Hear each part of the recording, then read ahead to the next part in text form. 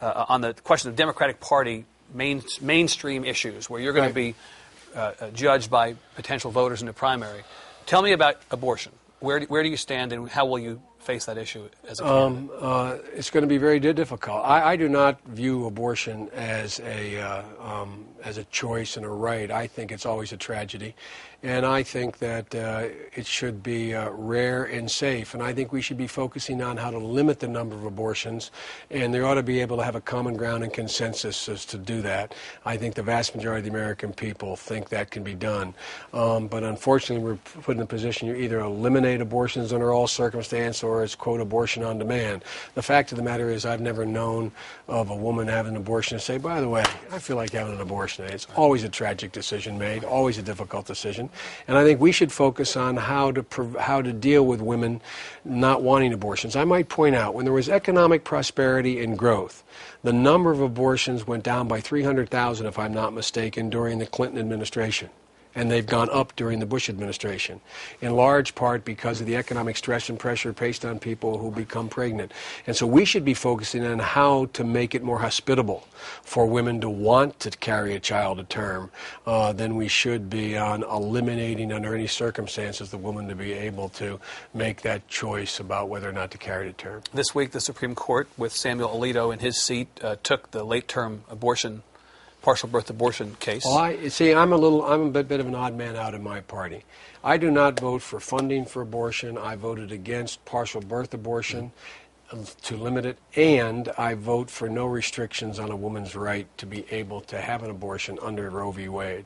And so I've made everybody angry. I've made the right to life people angry because I won't support a constitutional amendment or limitations on a woman's right to exercise her constitutional right as defined by Roe v. Wade.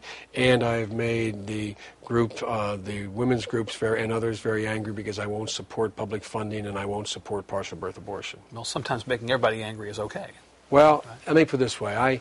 One of the things I decided a long time ago, and it's going to sound corny, but you have to be happy with yourself. You have to be able to look in the mirror. And I think what I'm doing is right.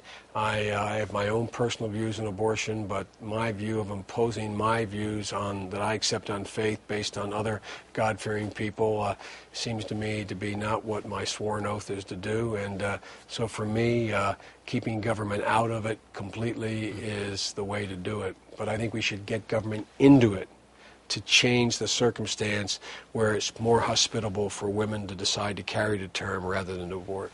All right. You mentioned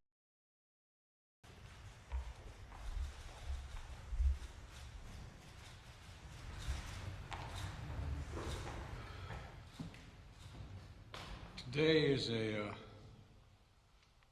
not hyperbole to suggest a very solemn moment. Today, the Supreme Court of the United States expressly took away a constitutional right from the American people that it had already recognized. They didn't limit it, they simply took it away. That's never been done to a right so important to so many Americans. But they did it. It's a sad day for the court and for the country. 50 years ago, Roe v. Wade was decided and has been the law of the land since then.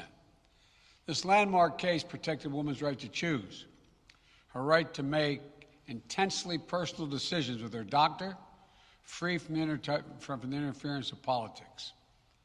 It reaffirmed basic principles of equality, that women have the power to control their own destiny, and it reinforced a fundamental right of privacy, a right of each of us to choose how to live our lives. Now, with Roe gone, let's be very clear. The health and life of women in this nation are now at risk. As chairman and ranking member of the Senate Judiciary Committee, as vice president and now as president of the United States, I've studied this case carefully. I've overseen more Supreme Court confirmations than anyone today, where this case was always discussed. I believe Roe v. Wade was the correct decision,